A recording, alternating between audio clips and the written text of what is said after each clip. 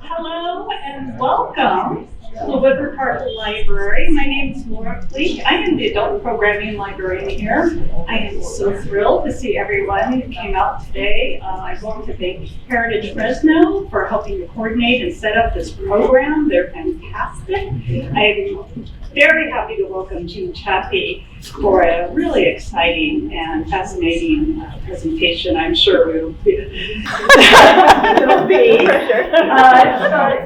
The library and the zoo, our missions are just so close and so aligned, and wanting to help and just provide information and entertainment to the public. So this is an extra special one for us tonight.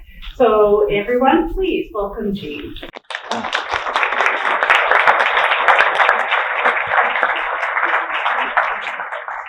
Right. I gotta have my drink. Oh. Well, I want to thank Heritage Fresno for this invitation. I'm really honored for this opportunity. You know, our heritage is young. We look back over less than 150 years when this area was a blank canvas. Would those pioneer investors be proud of how we have developed this land? Or would they be giving out warning yard signs? Maybe we'll answer that. So tonight's program is following the gem of the Valley Zoo through its different phases of development and the key people who led the way through. It is indeed a gem, a jewel, a pride of the valley. Recognition has gone to the Reptile House with Betty White, the Sunda Forest, the walk through Rainforest, and after Measure Z, the Sea Lion Cove and African Savanna. That's quite a number of recognitions. So what I want to do tonight is, I tend to do this while I go around. So if you can't hear me, just don't put up the third finger, but all the rest of the fingers to let me know. So what I want to do tonight is I made up my own categories and of eras and phases of different things the zoo has been through. And so you won't recognize them from any other place. And then there are certain key people that have contributed to this zoo and its development.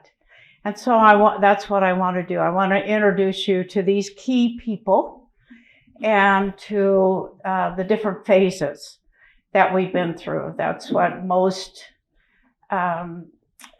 zoos go through, but with my own words. In particular, I'm going to begin with the Wrotings. They were the first. But I feel an obligation too, because when they brought in a senior Wroting to object to Measure Z number 1, if you remember that. And he was saying that the family had no intent for the zoo to take over the park. And so he was objecting to that. I didn't make any brownie points with him because I kept writing letters to the editor to discredit that. But in doing my research on the Wrotings, they did a lot. They contributed a lot to this development of this valley. I'm only going to give you a tiny amount tonight, but I feel like I have an obligation to clean up that name and give it the positive reputation that it deserves. Okay, so in the beginning were the Wrotings. Frederick Wroting was born and educated in Hamburg, Germany. At 20 years old with his, with his banking and finance degree, he set out to see the new world. He wound up in San Francisco chasing the lure of California's gold rush. That was too hard for the mere pittance he retrieved. He donned his business attire and worked in San Francisco area for about 20 years. He raised his family in San Jose with a plant nursery, greening up that area. Think about when that was. That was long before the earthquake. Yeah. After the Central Pacific Railway connected Sacramento to the undeveloped area of San Joaquin Valley, Frederick joined a group of 8 ready to invest in it. When they reached the San Joaquin River, they boarded the ferry across the water to Herndon's Landing. There he is, good-looking guy, huh? Yeah. Walking up the bank, they scanned the horizon. What did they see? Dirt. More dirt. Coyotes. Gophers. Probably a crow or 2. And a few trees on the bank. Do you think they were discouraged? No. These visionaries saw it as an empty canvas ready to be filled in.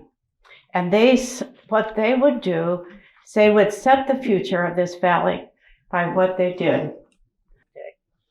So collectively, they purchased 80,000 acres between the San Joaquin River and the Kings River. So all of that land in there was bounded by water source. Of the 80,000 acres, 7,040 was Wrotings.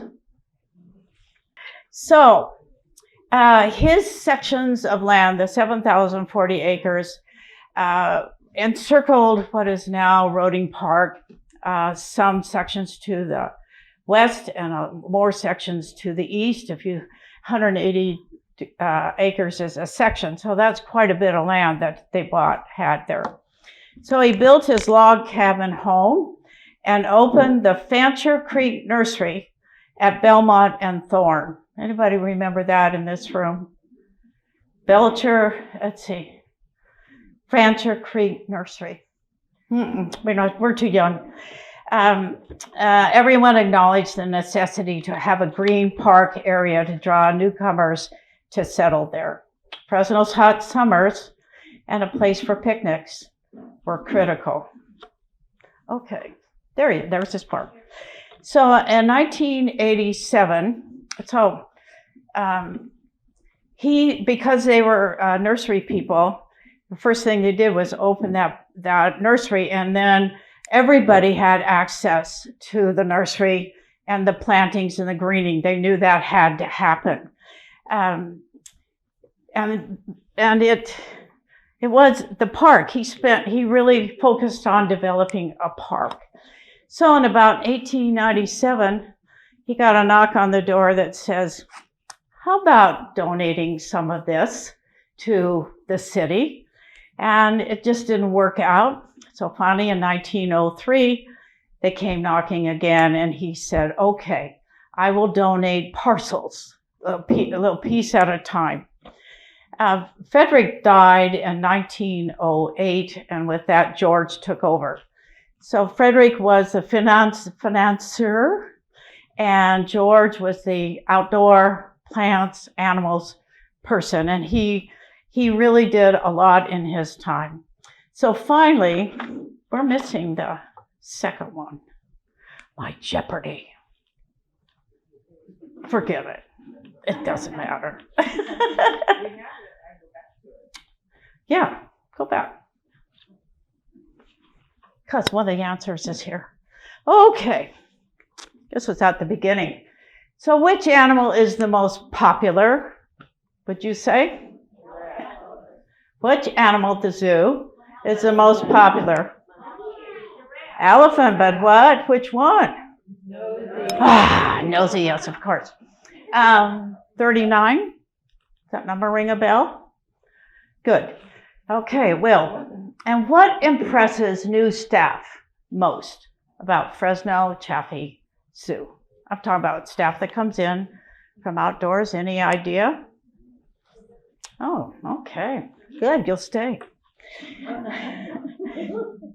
So,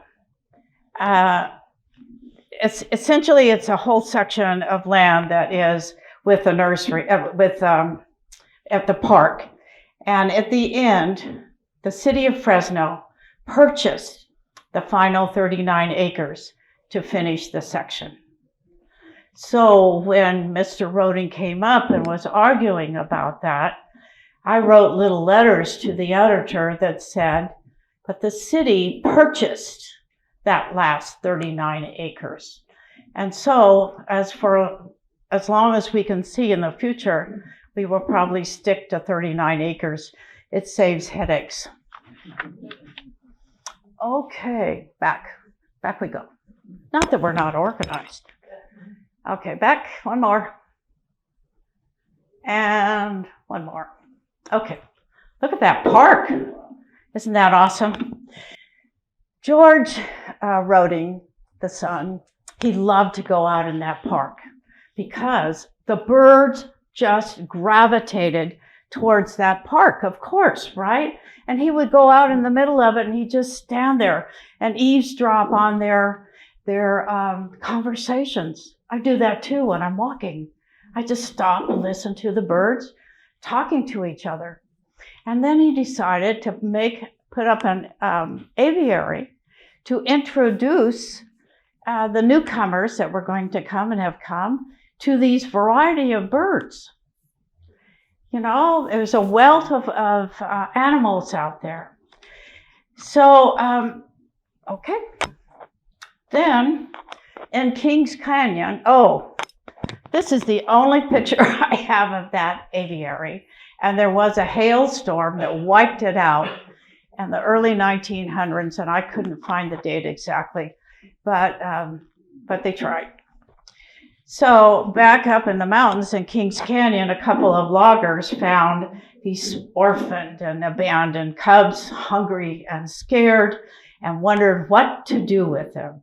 Aha, they said, there is a wooded park in Fresno. So they asked George to take them, and he built a pit for temporary safekeeping. So with that, the zoo was launched, but with 3 animals. Okay, now I know it by heart. Okay, I got to tell you about this. So this obviously is not the pit of where the bears are. This is my grandmother's picture from 1920. And you will see that now we have 3 bears, and they are in 3 different locations, separations. It's supposed to be, but they're all clustered there. And they have cement base. Everything is cement base. And it's, secure. It's secure as long as nobody sticks their hand in his nose. You notice that? Over here, he's sticking his hand out. Now, they tell us in the books, don't be messing with bears. But there they are. But I want you to take a look at the very top of that picture and the rounded, what do you call that, wrought iron? That's because one of the bears, they surrounded this with a few trees so they would be comfortable. Well, he was so comfortable, he climbed up the top, jumped over the wires, and came down to get his trees in hand. They decided that wasn't a good idea. It might eliminate some of the visitors, so they can close it. Okay, one more.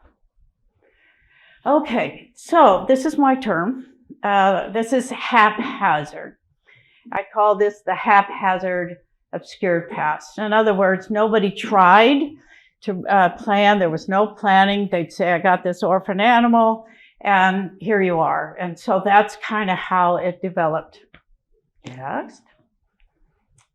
Okay, oh yes.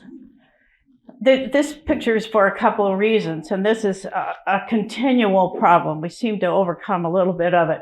But see all the trash? Yeah, it's enough to drive you nuts. Anyway, they do that to make the alligator move, right? But the story is, and how the alligator got here, he got here in a cigar box from Florida. Somebody brought him. Yeah. Okay. If you happen to know, my prime interest is on log cabins. And so here I am showing off another log cabin, but that's how they made the barns and cages for the animals. And here's an ostrich. I have no idea how he got here. Just flew in one day. Yes. In 1929, I think you don't back up, I'm gonna back up. So in 1950, see, I had all these notes down there and we can't figure out how to do it. So I've got them here. In 1915, that's just 8 years after the bears, right? Or 7 years after the bears. They now had 7 bears, 11 deer, 6 elk, 2 mountain lions, 3 wild cats, coyotes, monkeys, and foxes. Now, the monkeys, they had a catalog. They still have a catalog. You can order any kind of animal you want. Usually they go to Texas for their, hunting areas. But you can order anything. And so they started bringing these in, and they decided that having a monkey in the house really wasn't good for the health of the house. So, all right. So here we are, 1929, and by that time we had 80 mammals representing 25 species and 5 live deer. Deer have been at that zoo from the very beginning all the way through, maybe different species of bear, but now our bears are on vacation and they'll be back. So it just kept growing really haphazardly. I don't know what the criteria is for declaring a zoo, the AZA, the organization, Association of Zoos and Aquariums. Anyway, they were. So, next. Okay, back to my log cabins. This is the row where they had actually mostly the carnivores and birds. And so they could, it was a big carnivore. They would have special doors, but everything was made out of log cabins. This picture is the last of those log cabins as they were going to demolish them and replace them with a fancy new building. Okay. So the WPA, the Works Program Administration from Roosevelt's time during the Great Depression, they funded money for things like museums and zoos, etc. And so we got a grant to build a cat barn. So what they did was we had already these cats strung around the zoo, and it built this driveway through that you could put a pickup truck through for the hay. And then there were 4 runs on each side. 1, 2, 3, 4. And on this side, 1, 2, 3, 4. It was the most modern of its time. And I just want you to look at what those babies are on. Cement. It was the most modern thing because you could hose it down and sterilize it and clean it, and the keepers loved it. The only ones that didn't love it were the babies. Okay. And here we go again. So again, they put this platform thing up there so that he could jump up and look around, and that was his enrichment and entertainment. But right next to him is another row, and in that row was his arch enemy. But it would be right down the way. But the visitors, I can still remember it. I still remember walking down the middle. Anybody remember that? You are. There's this distinct tiger cat smell, right? I know exactly where it is now. Yeah, I can stop there and smell it. Yeah, it was fun for us because you could compare and see the differences. The only people it wasn't fun for were them. Okay. This is another project, and we had the wolf cages. We had hyena cages. Anybody remember those? The hyenas, yeah. And they were all over, and they really allowed us to spread out and have more decent enclosures for them, except that cement still ruled. Okay. So here's the next character. I love this name, Curly Blocker. Curly Blocker was typical of the animal. They're not keepers yet. You know, all this before were run and cared for by parks people. Nobody that was trained or knows about animals and know that you feed, you know, meat to the cats and, you know, whatever. But he's the first one that's actually was trained, sort of. So he starts out, and this is typical, safari game hunter, a tracker, and a circus animal trainer. Circus animal trainers, by the way, are very different. Whack, whack. That's how they train them. And that's very different than how we do in zoos. Now, he came from San Diego Zoo, and he'd had several years there of training. But boy, he was flamboyant. I could just see him, with that name. Okay. There we are again. One more. Oh, he had a new title, Zoo Foreman. He was in charge. One thing that Curly did that changed our zoo is he had that connection with San Diego. And the director was a woman, Belle, and she let him know that there was a shipment of elephants coming over, 3-year-old elephants coming over from Thailand. And this is the last shipment that will be over here. If we wanted to purchase that, we had to raise $3,750 to bring it. And he had 6 weeks to do it in. Okay. So, back up, sorry. He tried the Lions Club and the Rotary Club and all those, and they dibbled in and finally gave up and put a little announcement in the Fresno Bee, and it said, "Hey kids, you want an elephant at our zoo? If you do, you got to help me raise for it." And so they jumped on it, and they went around and sold elephant cookies and elephant everything, and lemonade, and there was a white lemonade that was really cheap because it was water.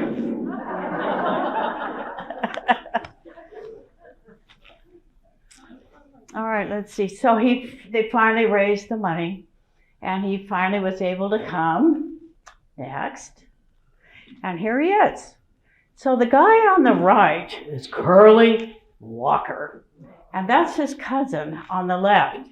And it took me a while to figure out, and I haven't made this connection, but Nosy went to the cousin's ranch or barn for a while. Yeah, you know. Yeah. So anyway, here they are, and he arrives in time for a parade. They planned it, the Old Timers Parade.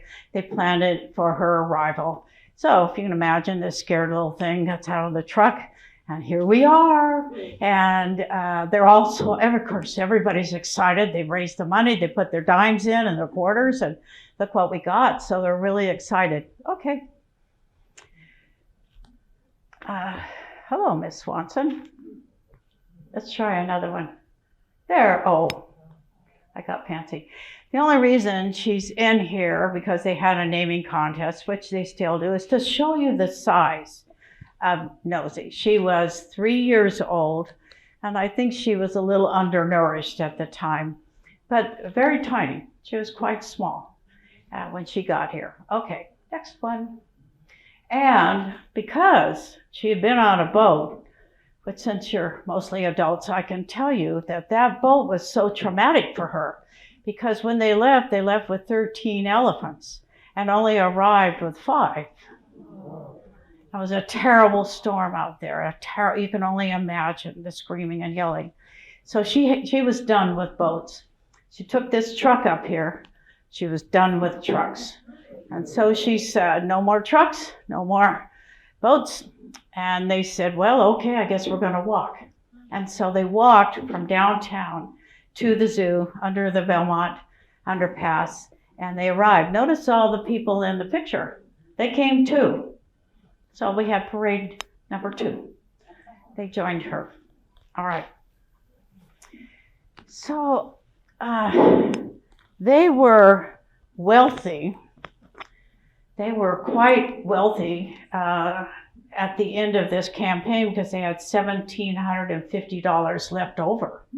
And what are we going to do with that $1,750? So a lot of the businessmen in Fresno decided that that was a perfect opportunity. The community has come together. They've shown their interest. And this is the perfect time to make a zoo society as a fundraising campaign and make this zoo what it should be. So in 1950, they took that $1,750 and they did 3 years to make a plan. They went all over north and south, looked at all the different plans. They looked at everything had moats, and that was something that attracted them because the moats, you don't have to put the chain link fence up. So it's a wet moat or a dry moat or a slanted moat, like rhinos. Rhinos can't jump out, so you can just put them there. But this is what they came up with. And I just want you to take a good look at that. These aren't tortoises or, these are big animals. Monkey Island, and the baboon came that same year. This means that they're running around. There's a lady named Kay Miles, and she's in charge. And she knows all the phone numbers of all the traders and the captures and the boaters and the travelers.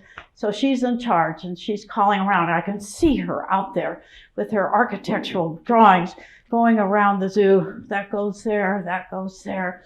And here she is. And the baboon king, there are no sea lions. That surprised me. Dig a lot, for aqua mammals. Wow. Bengal tigers, and then a camel, and a giraffe, and then the chimpanzees, polar bears, grizzly bears, sun bears, gorillas, orangutans, flamingos, hippo, black rhinos. That's just page 1. That's an undertaking, isn't it? Yeah, it's a bit much. Okay. So we're going to enter a new era. That's called the wild caught animals. Why do you think that is? Why do we have to wild catch them? Because nobody else had them. They weren't in the country. No other zoo really had animals very much that you could trade with and negotiate with. And so that was kind of the way it was at that time. And, we don't do that now, believe me. That doesn't happen now, but that was the era in which we did that. Okay. Here's our camel, donated from the Shriners Club from Australia. And keeper Curly Blocker agreed to halter train it, and they would leave the camel there to stay. Okay. And the giraffes are from Africa. Next. Polar bears from Iceland. See that slab of cement? And but they had a pool, and I think people would come out to watch them throw fish in, and then they would dive for the fish. That was kind of fun. That was their enrichment. Next.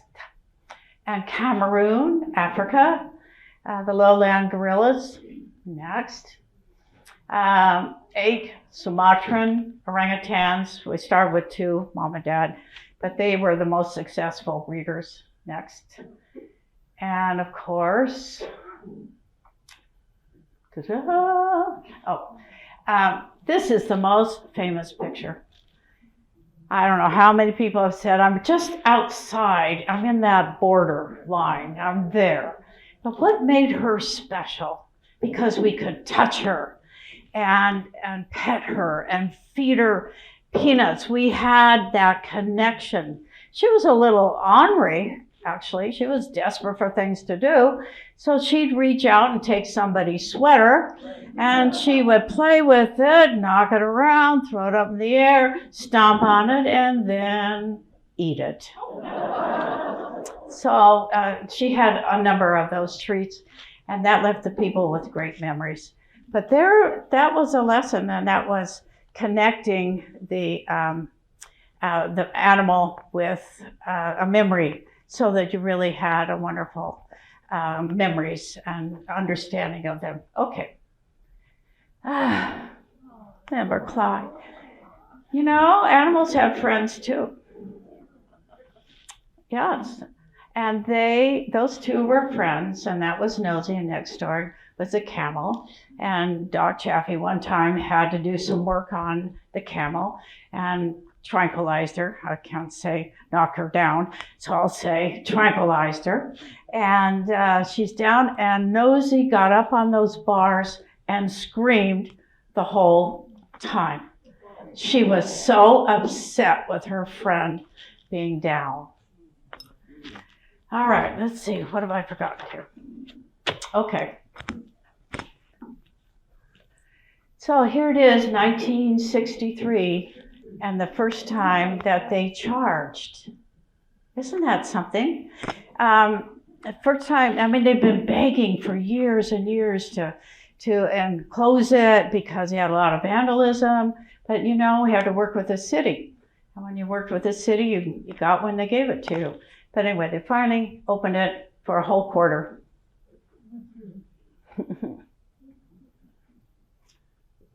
My favorite. So Dr. Chaffee, Paul Chaffee, came from, he grew up in Michigan and then joined the Army when he graduated from college, and they sent him to Honolulu to take care of the guard dogs. He passed that test, medical test, so they sent him over there to take care of guard dogs. So one thing he learned is he prefers warm weather over Michigan weather, and he came back and went through vet school. So then he moves his family out, and actually his first clinic was an old bar that, remember we used to move houses and move things like that, oh boy, all the time. And so Dr. Griffinhagen owned this bar, and he moved it over so that Doc could have a clinic. And then he started calling Doc and saying, I've got this problem out of the zoo. I need some help. Will you come with me? And so that's how he got his feet wet in the zoo. And then eventually Griffinhagen retired, and then Doc got that job as a full-time job. But to find himself a clinic, it's behind, we call it the commissary where they prepare the meals. Right behind was a storage unit. So he got it. So he cleaned it out, set himself up a clinic, and that's where he worked his whole career. Yeah. But because he's the vet, being the vet, he had an opportunity. I mean, he saw the problems that these animals were having from insufficient nutrition and walking on cement and all the ailments that would happen. And so he was able to see that. Next. And finally, finally when 1965, they doubled his responsibilities and halved his pay, I think, or something like that. No, but he became the director and the vet, which enabled him to see the problems and then fix them. Otherwise, it was actually a big fight. So he said there will be no more babies brought in, no more babies, none of that until I get a nursery. There's no way I'm gonna lose all these babies. Oh yes, here it is. This is while he was the on-call. He lost 4 black rhinos, 4 gorilla babies, 2 baby hippos. He said, no more, I can't take it. No more until we build a nursery. So he went out to Fresno State and he went to the biology department and recruited these biology students, all girls, all women, and trained them. And then he opened it up and and it was amazing. Oh, he's so intelligent. He's so clever. He put his office in the nursery because that way he could play with them. Okay. There we are. Yeah, so, it was a wonderful opportunity. So there we are with the nursery. We still have a nursery? No, because they automatically go with mom. Okay, those were the days. Because of a lot of things, especially many of the mothers have been taken out and away from the group and troops, and so they didn't have the slightest idea on how to raise babies, and so oftentimes you'd have to pull them, and they didn't want to. They never wanted to, but if the mother isn't going to nurse them or isn't going to pick them up, you don't have a choice, and eventually. We work through that problem. We try not to do that. Okay.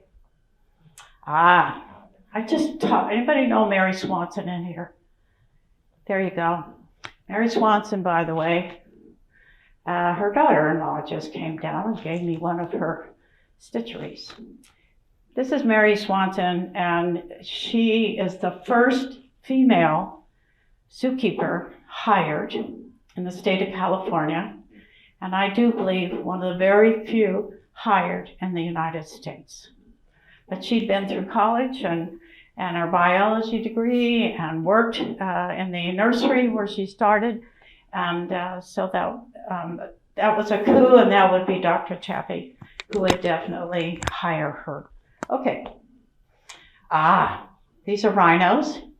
I told you about the other 4 rhinos, the black rhinos, that they didn't survive usually more than a couple days.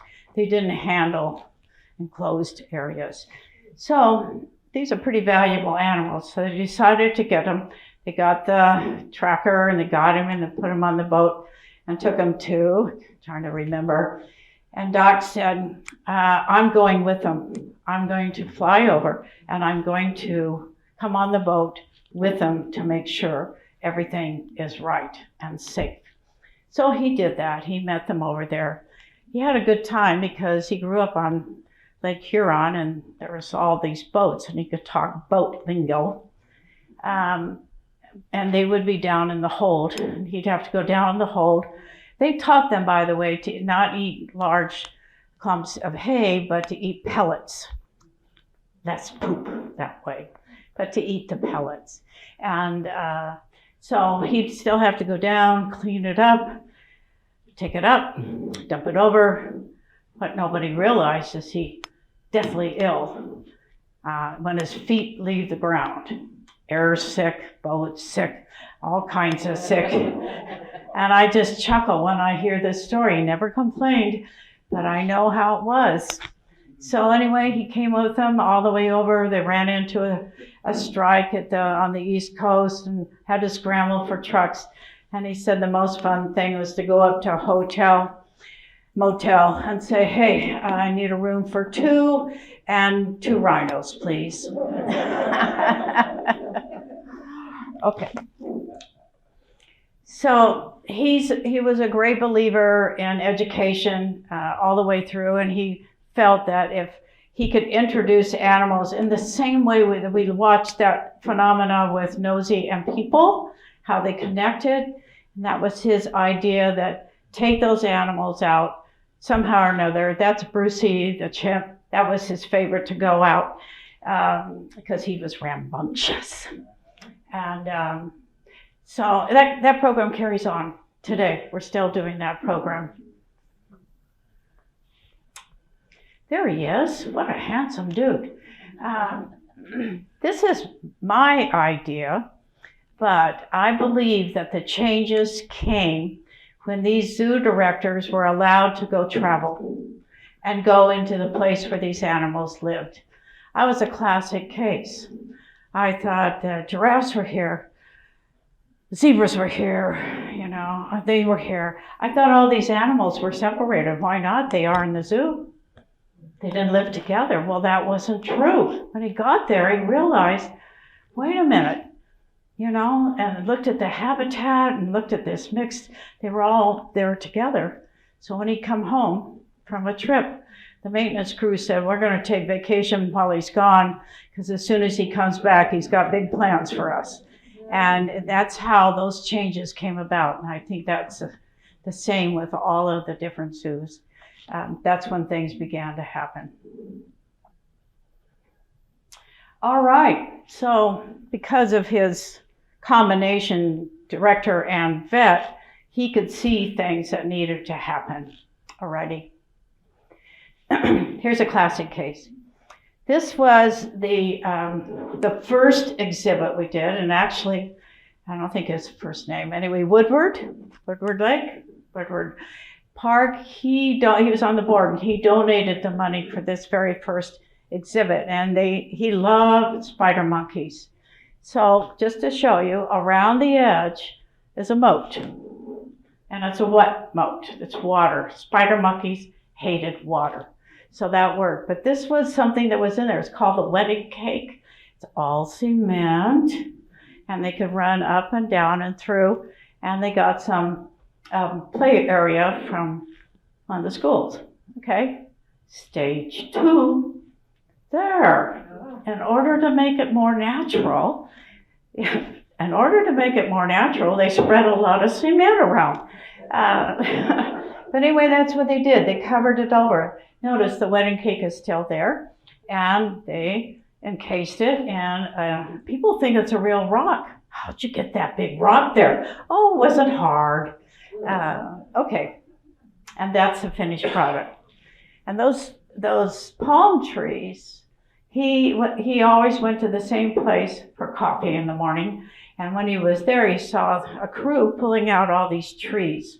And he said, stop, stop, stop. And it's the fastest the city ever worked, I swear, in all its time. And he said, I need these trees and I need them today. And okay. So they've just brought the trees over, and that's how we got them. Yeah. So when you go over there, they have a night house underneath. There's a little hole underneath, and they go in there at night, and you didn't even know it. Look next time. Okay. How's that? Believe it or not, that's the most dangerous animal in Africa, and they're hand feeding it.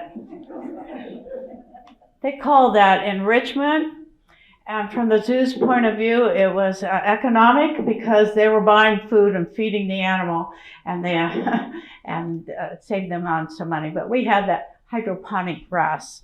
Anybody remember that big thing? Yeah, me too. Yeah, well, we're getting closer. But anyway, boy, what a scene. Open that big gaping mouth, right?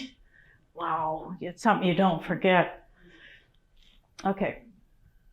And there he is, his big clinic.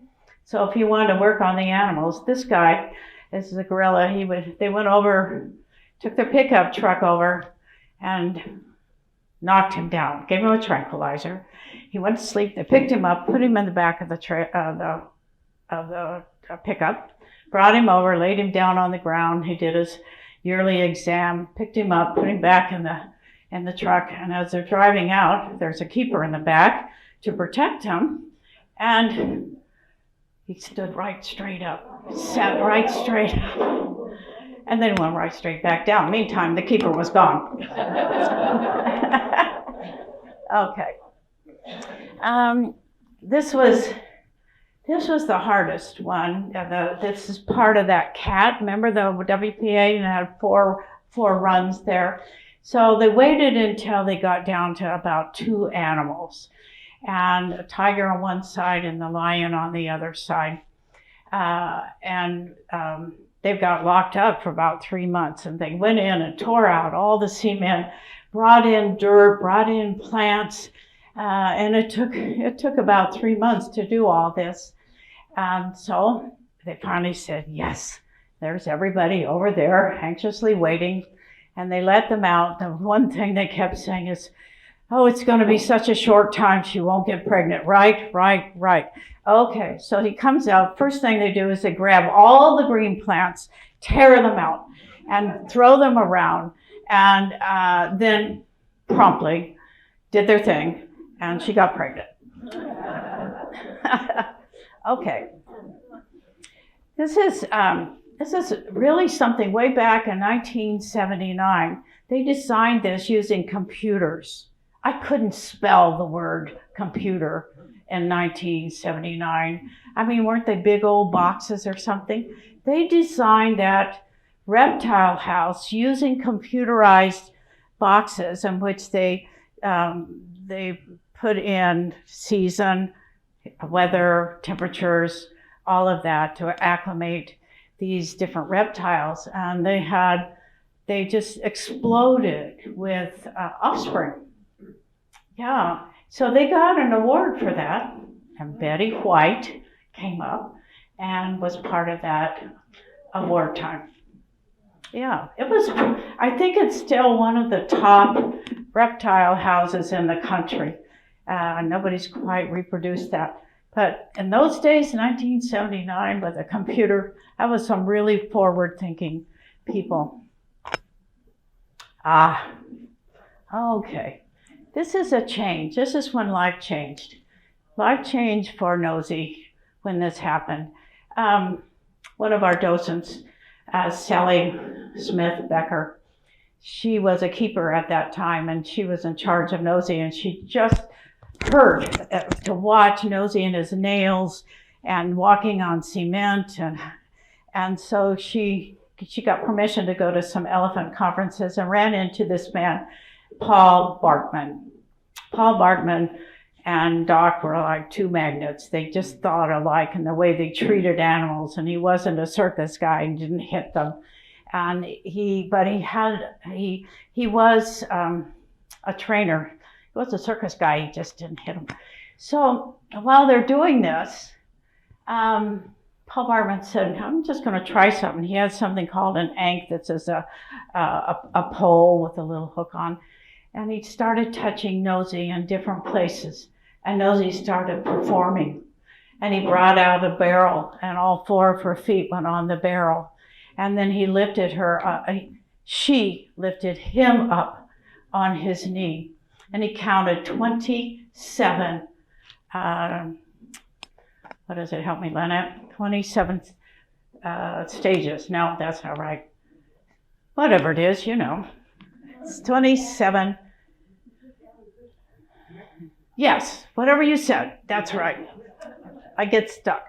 Anyway, from them on, Paul Bartman was a part of our zoo, and the planning to get to another, we needed to have, another exhibit. 33 years in that place. Yeah, 33 years. So let's see what we have next. So Paul Bartman was really working up at Marine World, and he was in touch. He was in touch with all the zoos and the elephant keepers, and he was in touch with a guy in Portland, and the biggest elephant in the country sired this offspring, and Tongtree is his name. And so he asked Paul Bartman if he would train him. So she just couldn't handle it. But she went into her exhibit and scared to death. She didn't move. Tongtree would go in at night, and then he'd get out in the morning, go stand right beside her. He never moved for days. Never moved. He stayed right with her. So the other little secret that we know is that she finally went in, but still things weren't right. So one of the guys ran back to her old barn. Yes, picked up this thing, brought it back, and the rooster. There was a rooster in her barn. She missed, so he brought the rooster. Yeah. Okay. Water. Can you think about that? Elephants in water? She finally has water, dirt, friends. All this time, she finally had it. Everybody teary-eyed. Yeah, it took her a while to get in the water, but she did it. Okay, this is where we are today. So, recreating natural habitats. This is the evolution we have. We're finally here. We've come full circle. And let's see what we have. This is the Rainforest Bridge. This came about because Doc went to South America and he saw the stripping of the land and the erosion, and he just was heartbroken. He said, how can I teach the people? How will they understand? Finally decides we're going to have a walk through rainforest. Get the feel of it. Birds over you, pooping over you if you're careful. And when you look up, the rule is don't open your mouth. But that was his thinking, I've got to educate these people. Okay. And then we had Sunda Forest. Now these are the orangutans that were there however many years. And then they opened this up where they had the lianas and the ropes and they could swing. You know what? They didn't have the muscles. They never used their muscles. So they had to practice and learn and develop their muscles. Pretty soon they're just swinging all over, having the greatest time. They built them a little pool. And I think it was Azak that went down, stuck her toe in the pool and said, well, that was good. Enough of that. I think where they come from could be an alligator or a snake or something else that's down there. So they are not used to, it's just in their DNA. Okay, hang on, we're almost here. Measure Z, this is the biggest change in our zoo, the best thing that has happened. Okay, so Monterey and Fresno, Sea Lion Cove Award number 1. It's beautiful. That glass that you look through? It only comes from 2 places. I forget one. One is like China or Shanghai, and the other is Colorado. Guess what we picked? Yeah, it's Colorado. Okay. I'm going to say one more thing about that. Climate change is affecting our zoo too. And remember the heat? Awful. If you don't remember the heat, you were comatose.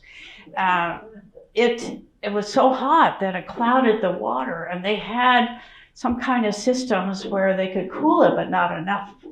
So that's what they've been working on this year, is how to cool that water so it's not so cloudy.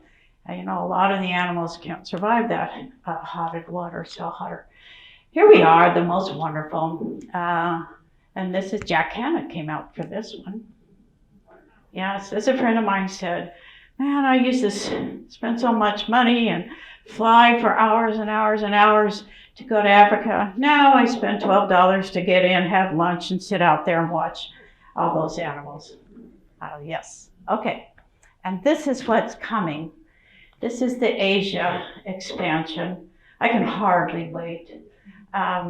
So as you know, that whole center is being blocked off. They're doing it all as one big thing. It's just, it's taking my breath away, and I don't even know what I'm looking at yet. But hang on, folks. It's going to be grand. Okay, I think I have another one. Aha. And these are my names, eras. In the beginning, Wrotings, Haphazard, Curly Blocker, Animals from the Wild, Dr. Chaffee's Improvements, and recreating natural habitats. That's it.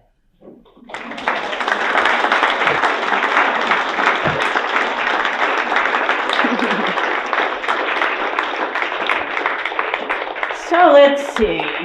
I think you got the first one. What's the most popular animal out at the zoo? Nosy. What is 39? Acres that we that we purchase. We purchased, and we will probably keep it to 39. That's what we're doing. We're doing the interior. We're redoing all the ones that are in the interior.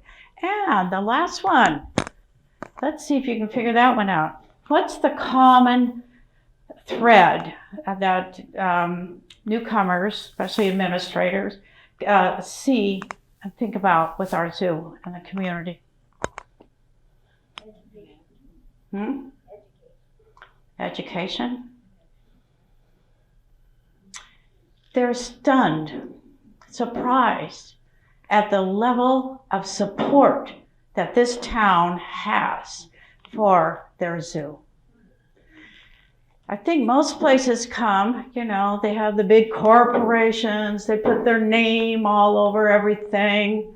We don't have that. What do we have? Tiles. Those tiles represent all the people. I don't know about you, but I go looking for my tiles. And that represents all the people, not all the people, but represents a good part of the people of the support from the community. I think that's just really wonderful. That's you. That's you. You can pat yourself on the back. Okay. Do you have any questions? My translator will come up and tell me. Among all the problems I have, one of them is I can't hear anything, Lynette.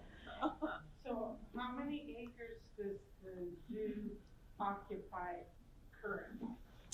I believe it's about the zoo, 39. The park is about a section, just slightly less than a section, 180. The zoo itself is 39. That was the catch with the imported Mr. Wroting. Poor thing. Somebody brought him here. He didn't know there was a school named after him. He didn't really know why he was there. He just spoke his line. And I kept saying, it's only 39 acres.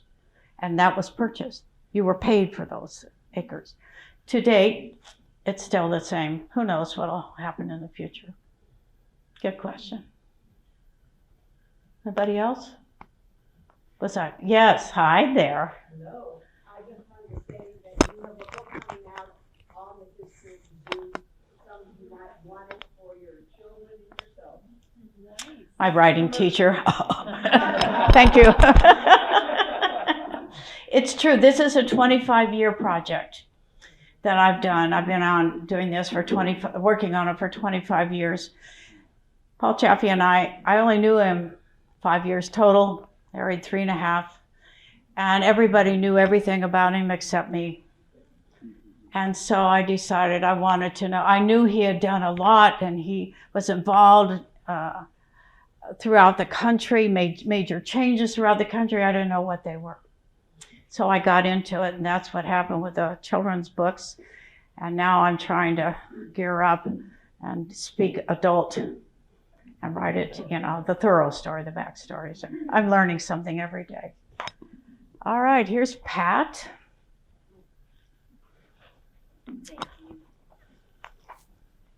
All right, go. I want to thank Heritage Fresno, wants to thank Gene Chaffee for a wonderful presentation.